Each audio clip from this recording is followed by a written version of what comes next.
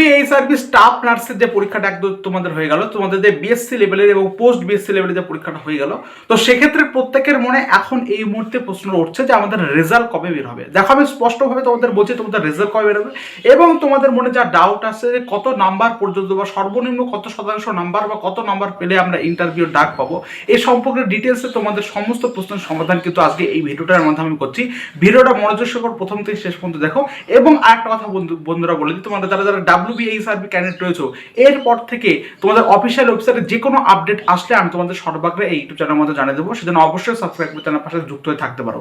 দেখো বন্ধুরা, আমি তোমাদের বলি তোমাদের রেজাল্ট অ্যাকচুয়ালি দেখো সামনে তোমাদের জিএনএম এর যে ডাব্লিউবিএইচআরবি যে গ্রেড 2 এক্সামটা সেটা তোমাদের কন্ডাক্ট হবে, তারপরে তার মডেল অ্যান্সার কি প্রকাশিত হবে, তার মডেল অ্যান্সার কি প্রকাশিত হওয়ার পর তোমাদের এই যে বিএসসি এবং পোস্ট বিএসসি লেভেলের যে এক্সামটা হলো তার কিন্তু রেজাল্টের একটা আপডেট আসবে, রেজাল্ট কিন্তু প্রকাশিত হবে। তাও আমি তোমাদের বলে দিই, জানুয়ারির সেকেন্ড উইকের লাস্ট বা থার্ড উইকের শুরুর দিকে কিন্তু তোমাদের এই ডাব্লিউবিএইচআরবি বিএসসি এবং পোস্ট বিএসসি নার্সিং এর রেজাল্টটা কিন্তু বেরোতে পারে, এবং তার পরবর্তী ক্ষেত্রে তোমাদের ক্ষেত্রে ইন্টারভিউ ডাকা হবে, এবং ইন্টারভিউ কি কি নিয়ে যেতে হবে, কিভাবে অ্যাকচুয়ালি তোমাদের প্রেজেন্টেশন দিতে হবে, এই সম্পর্কে ডিটেলস আমি আলাদাভাবে ভিডিও করে জানিয়ে দেবো।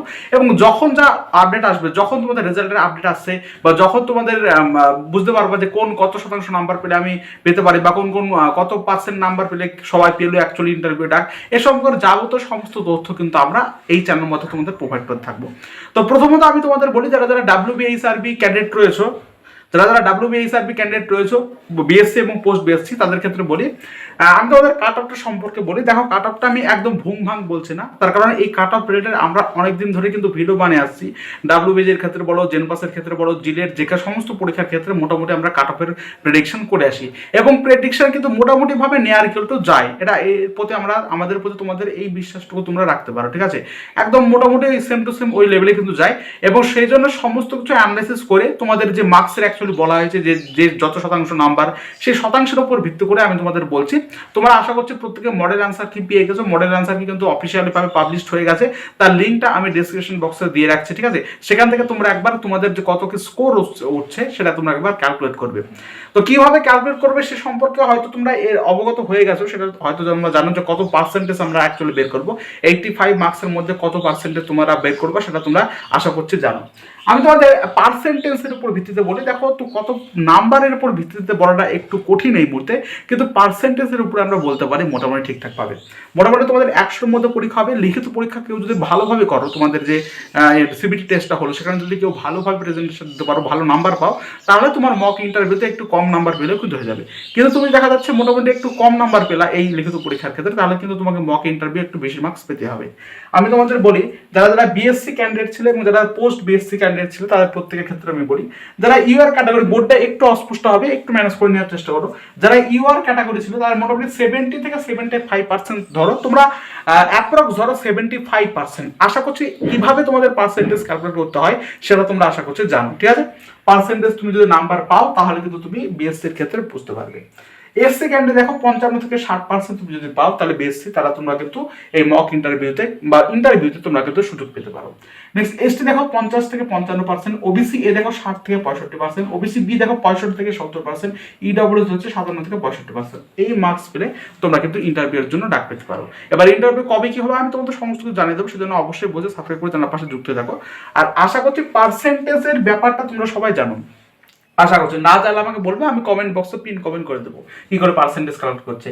এবার যারা যারা পোস্ট বিএসসি রয়েছে তাদের ক্ষেত্রে ইউআরএ ক্যাটাগরির ক্ষেত্রে 75%, এসসি ক্যাটাগরির ক্ষেত্রে 63%, এসটি ক্যাটাগরির ক্ষেত্রে 57%, ওবিসি এর ক্ষেত্রে 67%, ওবিসি বির ক্ষেত্রে 71%, ইডব্লিউএস এর ক্ষেত্রে 64%।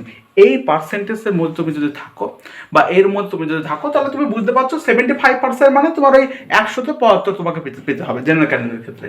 আর পিবিএস মানে 63 মানে 100-তে 63 পেতে হবে, তাহলে তুমি চান্স পেতে পারো। এখানে বুঝতে পারছো 70 থেকে 75 আমি বলেছি, একদম আলটিমেট ব্যাপারটা বোঝা যাচ্ছে না, তাও তোমার 71, 72, 73 অর্থাৎ এই রেঞ্জের মধ্যে থাকলে বুঝতে পারছো 100-তে 70 বা 72 তোমাকে পেতে হবে, এরকম, ঠিক আছে? এই ক্যাটাগরির মধ্যে। এবার তুমি কত নাম্বার পাচ্ছ সেটা একটু ভালো করে দেখে নাও। তুমি মক ইন্টারভিউটা বাদ দিয়ে 15 নাম্বার বাদ দিয়ে তুমি 100-র মধ্যে কত পাচ্ছ সেটা একটু ভালো করে দেখে নাও, ঠিক আছে? এবার তুমি যদি বুঝতে পারো, ঠিক আছে, তোমার যদি এই নাম্বারের মধ্যে তোমার চলে আসে, তাহলে বুঝতে পারছো অবশ্যই তোমার সেটা বেটার হবে, মানে তুমি ইন্টারভিউর জন্য অবশ্যই ডাক পেতে পারো, ঠিক আছে?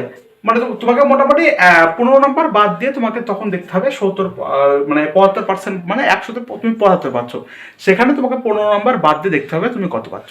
15 নম্বর বাদ দিয়ে দেখো, তাহলে এখন আমি তোমাকে বলে দিচ্ছি। দেখো ধরো তুমি 75% পেয়েছো, মানে তুমি 100তে 75 পেয়েছো। এবার 100 মধ্যে 15 বাদ দিয়ে দাও, 85-র মধ্যে পরীক্ষা হচ্ছে। এবার 85-তে কত পাচ্ছ, তাহলে 75 তুমি এখান থেকে তুমি বাদ দিয়ে দেবা। ঠিক আছে, 15 নম্বর তুমি এখানে 75 থেকে 15 বাদ দিয়ে দাও, অর্থাৎ তুমি 65 নম্বর পেলে মোটামুটি ইউআর ক্যাটাগরির ক্ষেত্রে তোমার কিন্তু একটা সেফ স্কোরের মধ্যে থাকতে পারো, বা তুমি মক ইন্টারভিউর জন্য মানে দিতে পারো। বুঝতে পারলাম আমি কি বললাম? আমি তোমাদের এইটাই বলছি যে 75% মানে 100তে তুমি 75 পেয়েছো। এবার তোমার ইন্টারভিউটা বাদ যাবে 15 নম্বর, তাহলে তোমার অ্যাকচুয়ালি 85-তে কত পাচ্ছ? 85-তে তোমার এখান থেকেও তাহলে 15 নম্বর বাদ দিয়ে দাও। ঠিক আছে, 15 নম্বর বাদ দিলে তোমার মোটামুটি 65 তুমি যদি পাও, তাহলে কিন্তু কি হচ্ছে, তুমি চান্স পেতে পারো, তুমি ইন্টারভিউর জন্য চান্স পেতে পারো। এই হচ্ছে বিষয়বস্তু।